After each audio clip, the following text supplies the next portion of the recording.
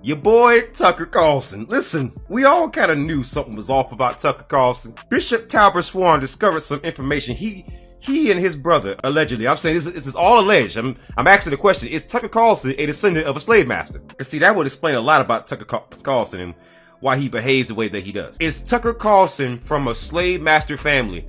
Who is Cornelius Ennis? Most people know Tucker as a conservative news commentator who was most recently ousted from his longtime post at Fox News. But according to Bishop Talbert Swan, what many people don't know is that the right-wing commentator may also hail from a slave master family. It also seems Carlson is related to Cornelius Ennis, who is believed to have been a slave owner. In an interview with Mogadam Nation, Swan explained how he discovered this information. It would explain some of his biases. It would explain why he feels the way he feels about black people, why he makes some of the statements that he made and continues to make. We found evidence that Tucker Carlson is a descendant of Cornelius Ennis, former mayor of Houston, Texas. He is the person for whom Ennis, Texas, is named after.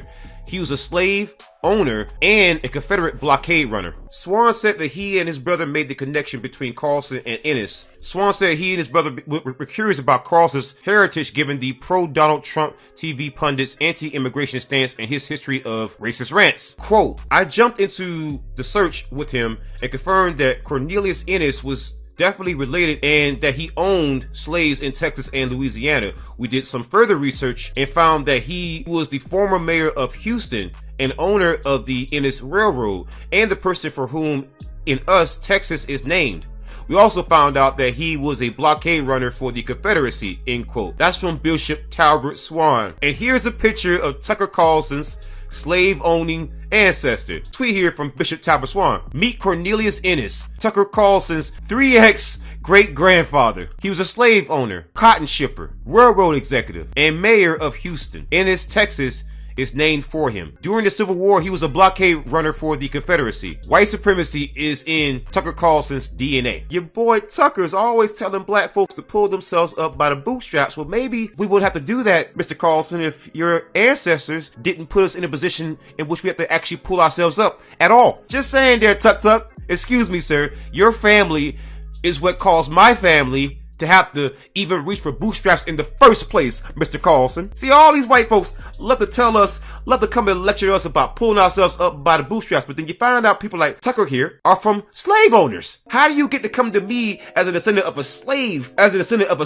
owner, and then tell me to pull myself up by the bootstraps when your wealth that you were born into, Mr. Carlson, was built up over generations and started off of slavery? So anybody out there who's a fan of Tucker out there, don't come to me talking about you gotta pull yourself up by the bootstrap. The black community gotta do this, and the black community gotta do that. How about you get all these slave owners out of your families first, and then you can come back to me? Until then, shut up. Because in this country, we love to talk about history and don't forget, never forget, all these bunch of slogans that you put on t-shirts. Don't forget, never forget. And you know what I'm talking about. Several scenarios fit that. If it fits in, fit it in. But my thing is that everybody tells us to never forget about their struggles. This man profited off of the backs of my people, but has the nerve to tell others to pull themselves up by the bootstraps. Sir, your family took my family's boots. The straps, the laces, all that stuff.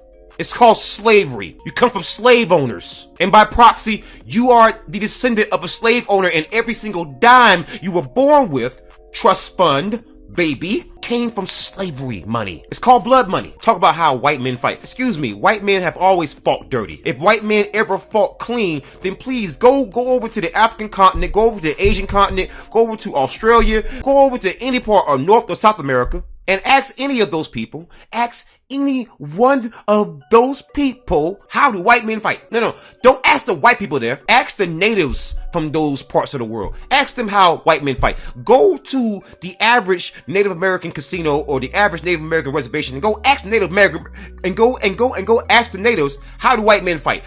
Go over to the African continent, go over to the black Africans, right? And ask them how white men fight. Go over to South America, go over to Brazil and ask them how white men fight. Go over to Mexico and go ask them how white men fight. Come over to foundational black Americans right here in the United States of America and ask us, how do white men fight? We'll tell you that white men have fought dirty for a long time. And this idea that you're gonna sit here and lecture my people, my folks, or any part of the African diaspora about pulling ourselves up by the freaking bootstraps when you come from slave owners, take several seats. You don't have a job at Fox News no more. Let's be honest. So you've already taken several seats, but take additional seats. Take several seats back, sir.